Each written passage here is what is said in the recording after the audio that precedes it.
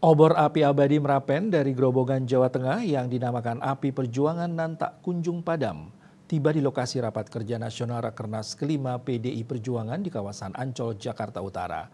Obor tersebut diantarkan Sekretaris Jenderal PDI Perjuangan Hasto Kristianto dan disambut dengan pembacaan puisi berjudul Banteng yang Terluka oleh Ketua DPP PDIP Bidang Kehormatan Komarudin Watubun.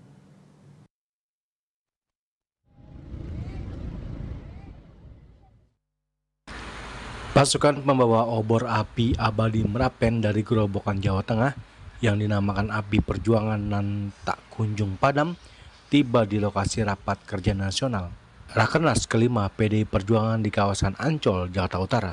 Satukan barisan di bawah komando Megawati Soekarno Putri, Satyam Eva Jayate, kebenaran pasti akan menang. Obor tersebut diantarkan Sekretaris Jenderal PDIP Hasto Kristianto dan disambut dengan pembacaan puisi berjudul Banteng yang Terluka oleh Ketua DPP PDIP Bidang Kehormatan Komarudin Watubun.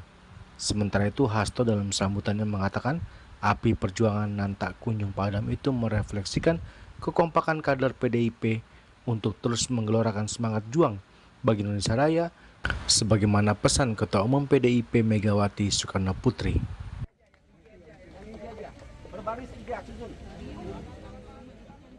Sebelum tiba di Ancol, Hasto berlari sekitar 6 km dari kawasan Kemayoran dengan membawa opor api Merapen.